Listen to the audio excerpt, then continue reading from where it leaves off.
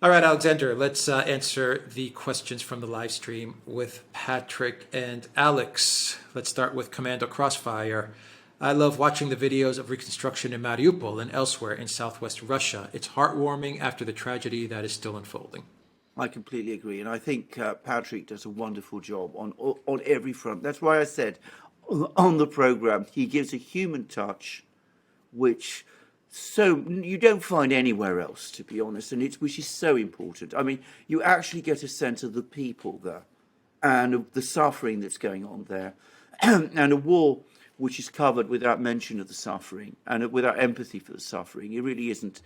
That kind of coverage is worthless ultimately. Boba, thank you for that super sticker. Claudia, thank you for that super chat.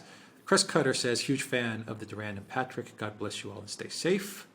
Thank you for that. Kasla B. Balsack says, how many times will the Mycenaean say, thank you for that super sticker today? Thank you for that. Okay. Let's see.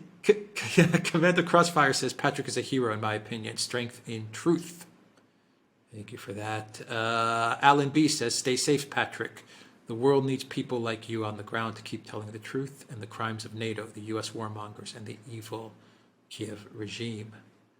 Thank you for that, Alan. Through the Eyes of says, Patrick's opened my eyes to real news in Ukraine. Thank you for that super chat. Through the Eyes of. Rob One says, good day from Australia. Your insights have been invaluable. Extra thank you to Patrick. Such a terrible situation. But I'm hoping Biden falls down the stairs when no one is around so this can be over ASAP. Very much appreciate all your contributions. Thank you, Rob One, for that super chat. Radovics, thank you for that super sticker. TMMY says, Patrick, thank you for giving a voice to the stories of the Donbass. Your work is very important contribution to the historical record, giving names and faces of these people who deserve life in peace. We actually talked about putting a record of what's happened as being very important during the live stream. Yeah. So thank you for that super chat. Nick Mastilovich says, thank you, the Duran team. You keep lifting the bar. The quality you deliver is what we used to expect from big, famous journalist companies before the clown world started. Thank you for that. Elena Diaz says, are there many soldiers defending to either side? Well, that is an excellent question. We have rough approximate totals. I mean, I think Patrick said that there's about 200,000 men on the one side, the pro-Russian side, but that's, of course, a combination of different forces. My own assessment, by the way, is it's less. I put it 150,000 around.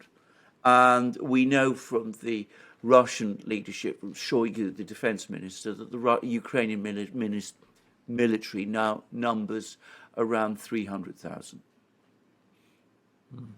Intergalactic STD Carrier says, popular conservative legal commentator Nick Rechieta had his channel taken down yesterday. YouTube is on a warpath. I heard about that. Yeah. Thank you for that. Super. Yeah, I heard about that as well. Elena, thank you for that super sticker. That dude, thank you for that super sticker. First Industry says, Biden is using presidential covert action finding to authorize extensive deployment of U.S. Special Forces in Ukraine, according to Michael Tracy. I think that was probably true, but to be honest, I think U.S. Special Forces have been in Ukraine right through this conflict, even during the period when they were supposed to have been withdrawn. I've always believed that they were there. Yeah. Steven Bulgakov says, 50 SKR here, and after this show, I will go to Patrick's YT page and buy him a coffee. Not much, but at least something. Support is important. Thank you for that, Steve-O. Sanjiva says, just want to say thank you to the Duran and good health. Haven't been able to catch a live stream for a while due to time difference from here in Australia, but finally caught one. Yippee. God bless you guys. Thank you, Sanjiva, very much for that. Jungle Jin says, Andre, Larry, and Brian are unfazed by the Ukrainian advances, citing non-equivalence of short-term territorial loss versus permanent human and equipment loss.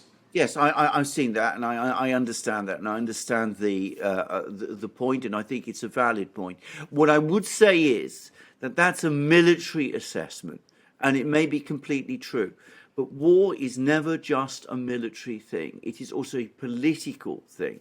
And I can't emphasize this too strongly. In Russia itself, the sight of their own military retreating and surrendering what is now officially Russian territory is deeply discomforting, and it is causing criticisms of the Kremlin and of the leadership in Russia.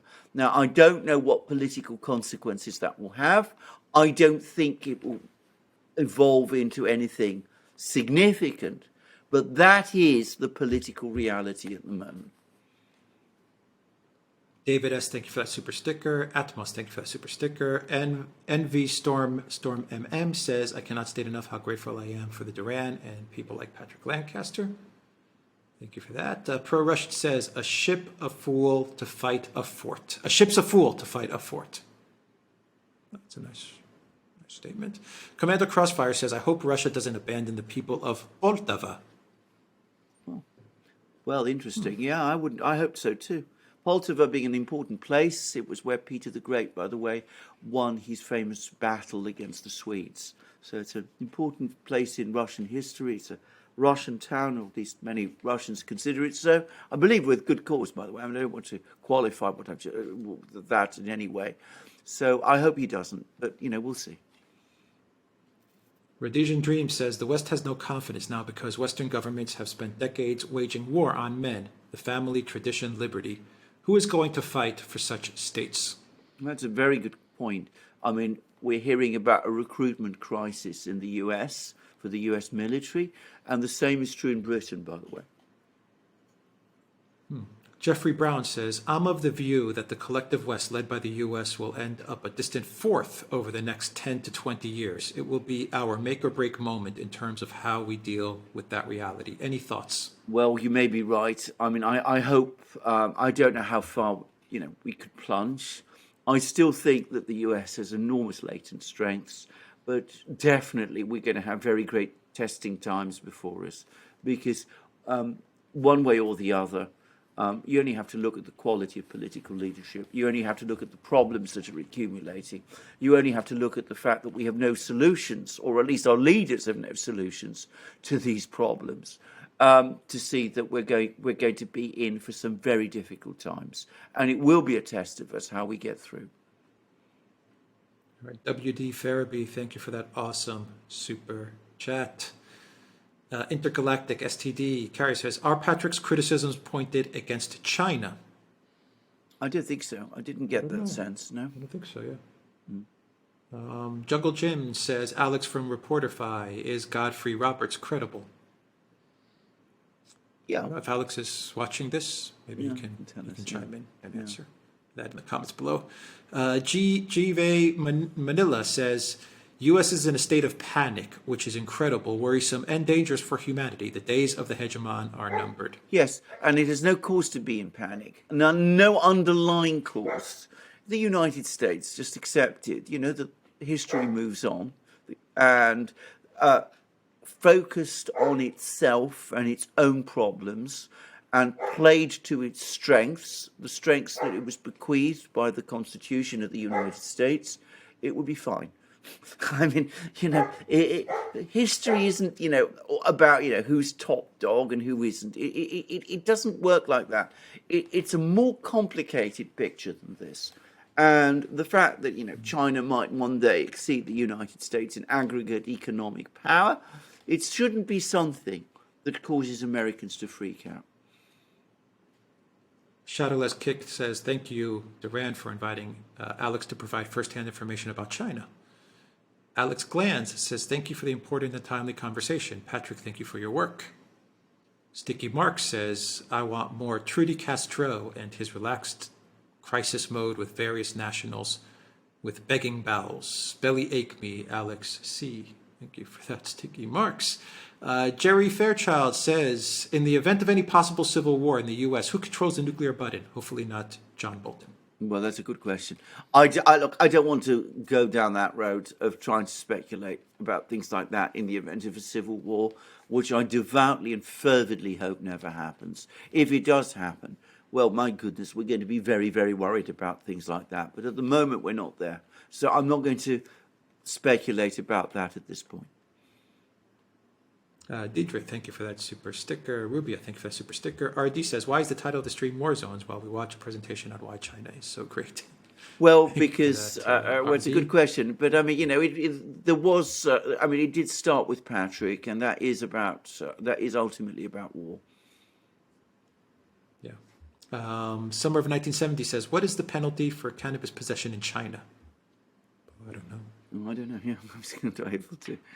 I don't know. Once again, if Alex is watching, please let us know. Alan Shepard says, Africa is rising against the West. Yeah, I agree. We've now had another change of power, coup, if you prefer, in Burkina Faso, I believe, and they seem to be tilting against France. Quite a dramatic event, actually. Controlled Demolition says, Patrick Lancaster walked past pedal landmines on the front near Avdiivka. The Russian soldier reported Ukraine was using germs or chemicals in the wind. I haven't seen that particular video, but I've heard about it. He is an extremely brave man, and he takes extraordinary risks, and we're all grateful for that, but we all pray for him too.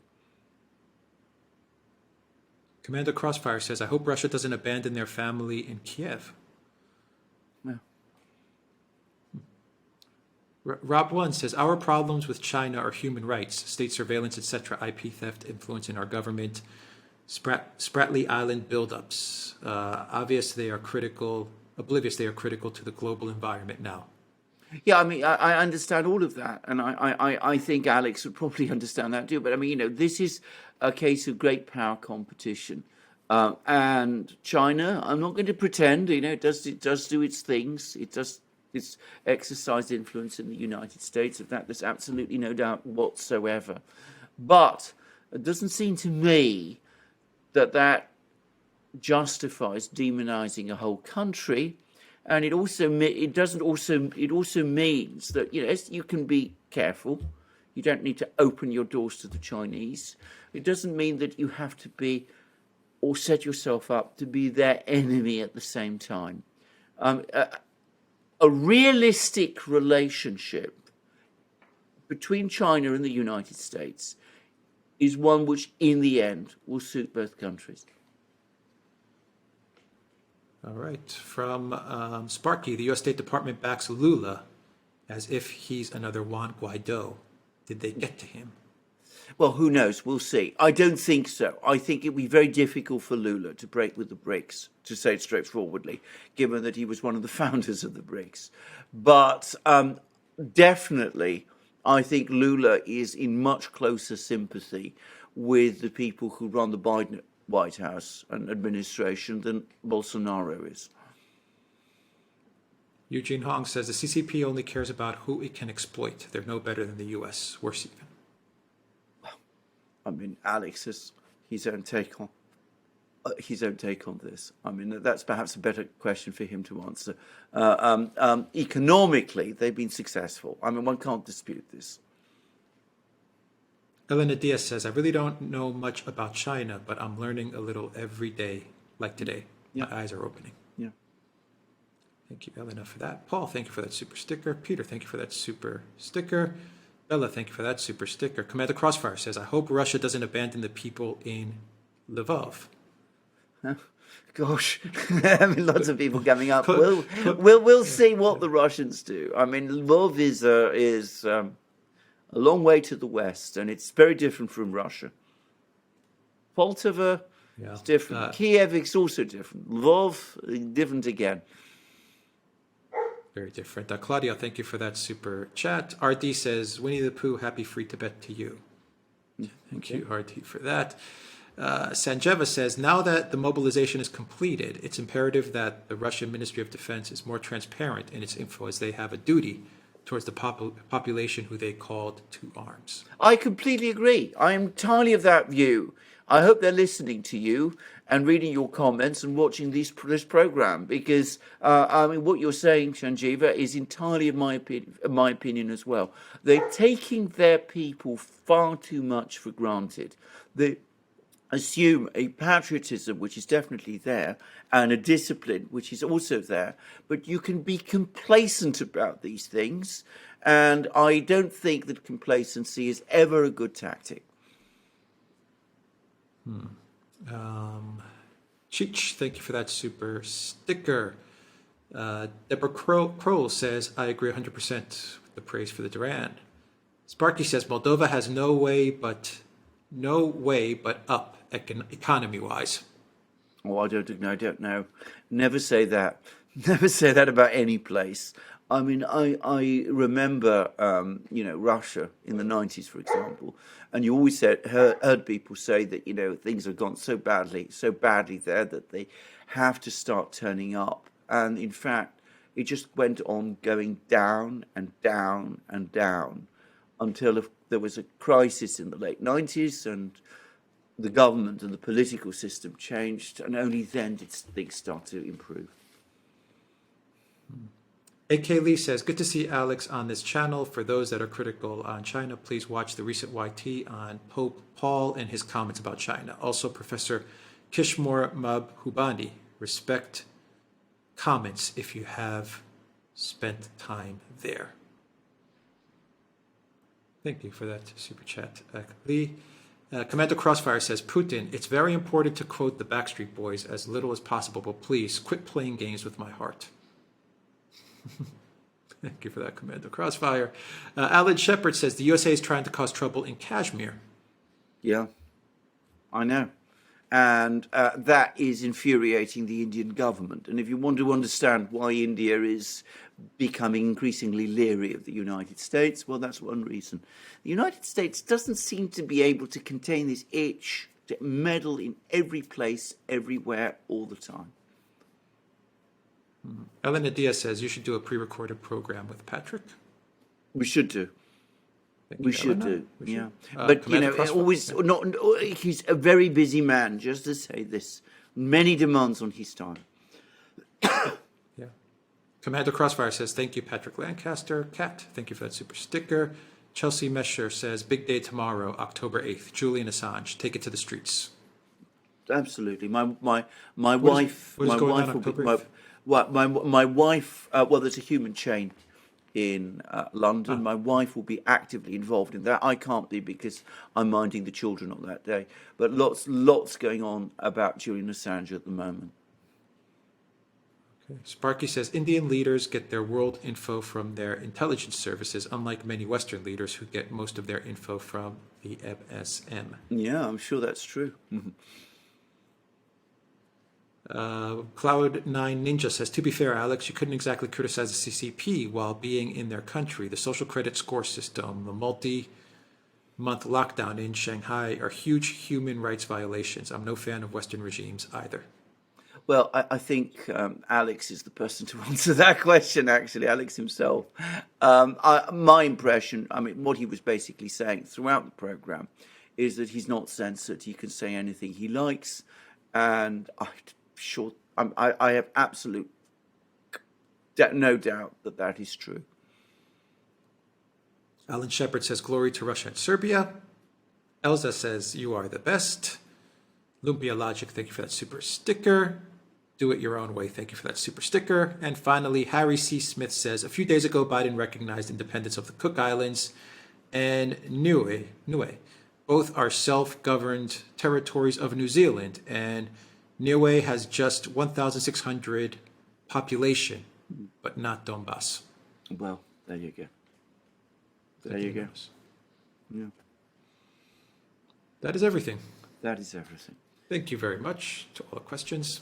It's an amazing live stream. We're going to try to get both of those guests back on again. You can ask more questions to them both.